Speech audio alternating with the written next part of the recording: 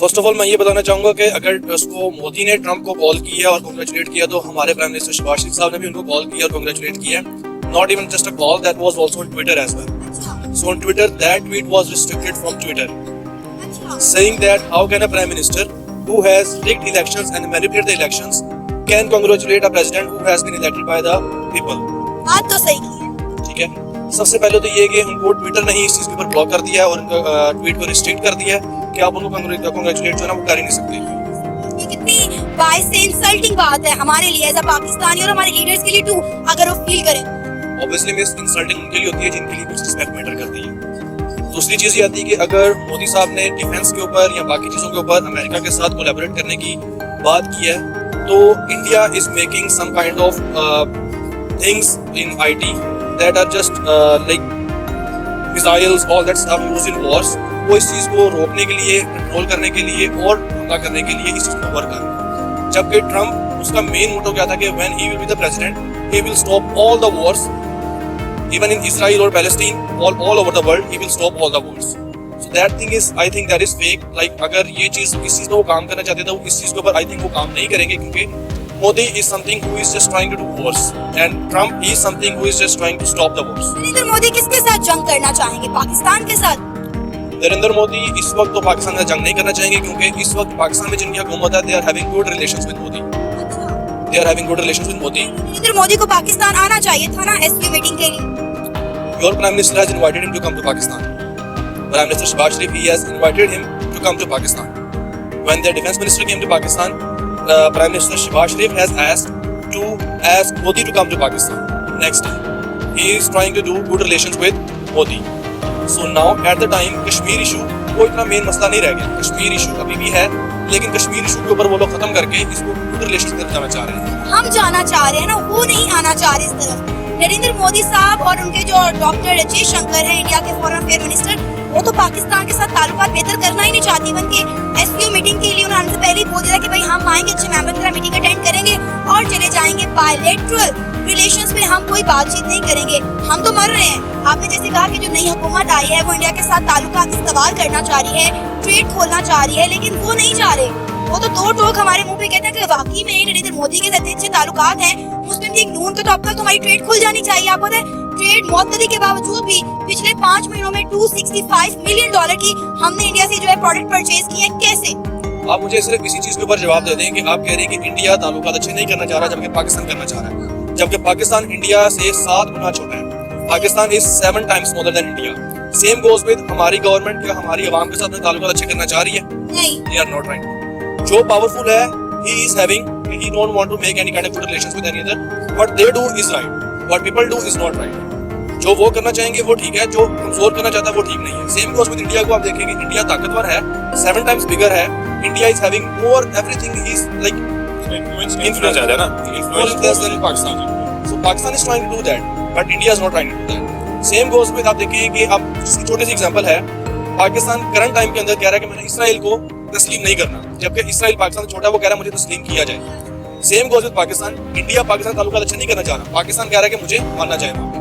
Trump साहब जा रहे हैं 2025 में इंडिया. क्या लगता है इंडिया और ट्रम्प के या मोदी के और ट्रम्प के ताल्लुकात में, इंडिया और अमेरिका के ताल्लुकात में क्या बेहतरी आने वाली है? क्या नया मोड़ लेगा इनका ताल्लुक? उससे पहले मुझे अब ये जवाब दें कि पाकिस्तान से अमेरिका के अंदर लॉबिंग की गई है ट्रम्प को सदर बनाने के लिए.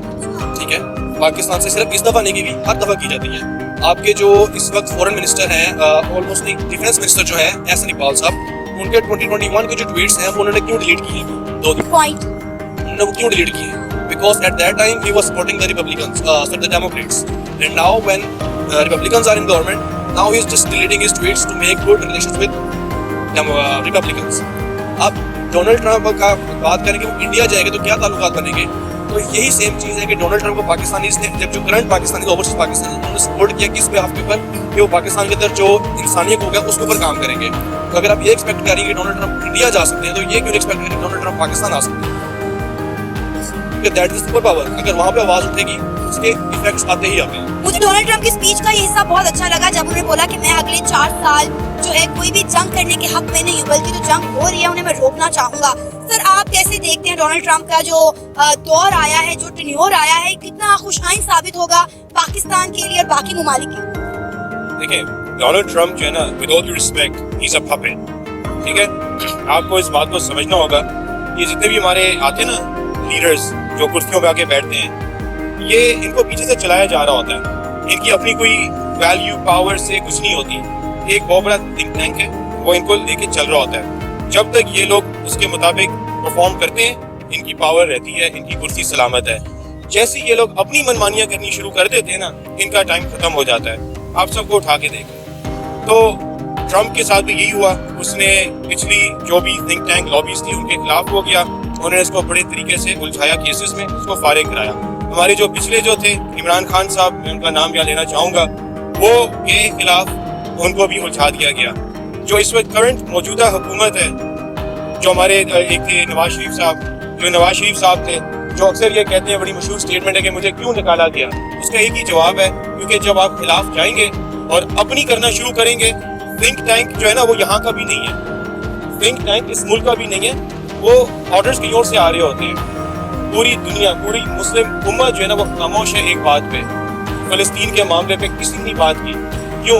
क्योंकि ऑर्डर्स की ओर से आते हैं। थिंक टैंक ने जो हुक्म जारी किए उसके मुताबिक चलोगे तो ठीक है, उसके मुताबिक नहीं चलोगे तो फिर आपको फोर्स किया जाता है कि इसको हटाओ, इसको मरवाओ, इसको ये करो। सर, एक रिपोर्ट के मुताबिक पता चला है कि अमेरिका में जो इलेक्शन हुए हैं उसमें जो पाकिस्तानी हैं और जो इंडियंस हैं उन्होंने बड़ा सपोर्ट किया है ट्रम्प को।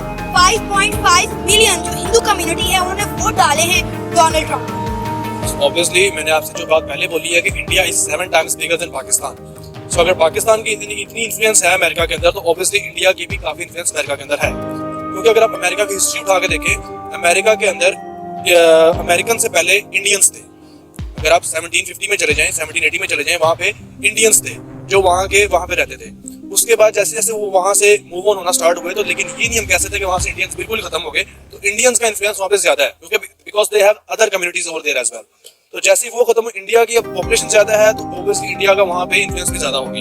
इंडिया के वोट इसलिए ज्यादा है। पाकिस्तान ने भी किया है, पाकिस्तान के जितने वहाँ पे ओवरसीज हैं उन्होंने भी वोट किया है डोनाल्ड ट्रम्प को। अब डोनाल्ड ट्रम्प को वोट करने के बाद डोनाल्ड ट्रम्प अगर इलेक्ट होता है, तो इसके अंदर हम ये नहीं कह सकते कि everything is done by India और Pakistan, because the total voters that were in America that were 24 crores. So if you count 5.5 million Indians or count 3 million from Pakistan and other countries, almost 5 to 8 million from other countries as well, so they have a lot of population from themselves as well. So Donald Trump is elected by Americans, not from Indians and Pakistanis. Sir, आपको क्या लगता है कि Donald Trump का हमने देखा है कि हमेशा झुकाव जो है वो नरेंद्र मोदी की तरफ, इंडियंस की तरफ और हिंदू कम्युनिटी की तरफ रहा है। क्या आपको लगता है कि इसका फायदा नरेंद्र मोदी या इंडिया को होने वाला है? 100% क्यों नहीं।